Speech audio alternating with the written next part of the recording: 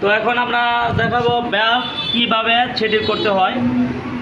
তো চেষ্টা করবেন ভ্যালভের যে অয়েল সিলিন্ডারগুলো আছে, অয়েল সিলের আগে আপনার ওয়াশার আছে, এই ওয়াশারগুলো পরে নেবেন। পরে না নিলে পরে ভ্যালভের দেখবেন যে স্প্রিং হার্ড বা লুজ আপ ডাউন হবে। তো আপ ডাউন হলে পরে আপনার অনেকটা প্রবলেম হবে, যেরকম আপনার কম্প্রেসারের প্রবলেম হতে পারে, কিংবা আপনার এই রিং ছেড়ে দেবে, টর্ক ঠিকমতো পাবেন না, অনেকটা সমস্যা হতে পারে। তো চেষ্টা করবেন যে যেটা যেখানে ছিল সেখানে সেটিং করে দেওয়ার। অয়েল সিলগুলো পড়েছে, তো আমি এখন আপনাদের দেখাবো যে ইনটেক ভ্যালভটা, এটা হলো ইনটেক ভ্যালভ।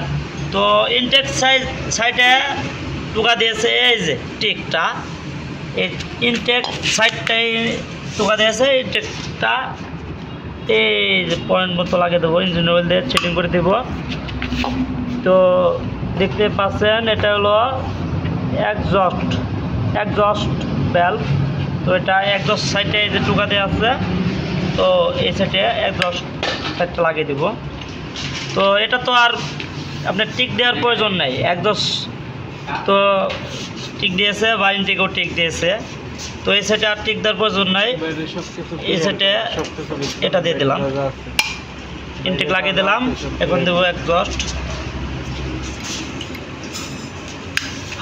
তো ভ্যালভ করানি কমপ্লিট। এই সাইডে মোবিল দিয়ে ইঞ্জিন অয়েল দিয়ে আমরা ইনস্টল করলাম।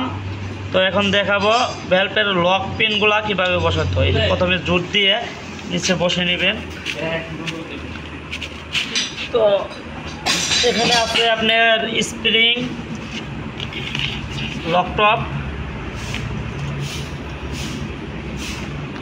আগে আমি লকগুলো সুন্দর করে পরে নেব এখানে। তো স্প্রিং প্রত্যেকটা একই সাইজ, একই মাপ, এখানে ছোট বড় নেই।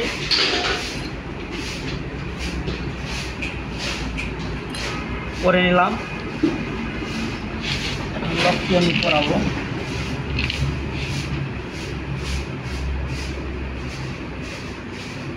লকটি পরাবো।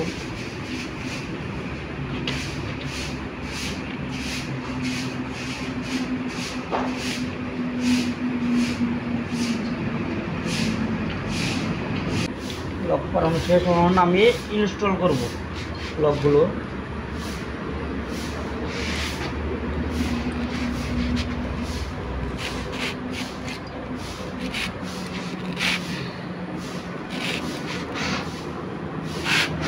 এটা ধরো,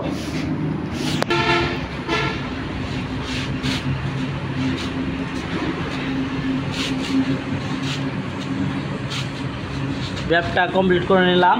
তো আমাদের ভ্যালভ কমপ্লিট, লকটা লাগিয়ে নিয়েছে। কীভাবে সেটিং করে তা দেখতে পারলেন। তো এখন আমরা লোকাল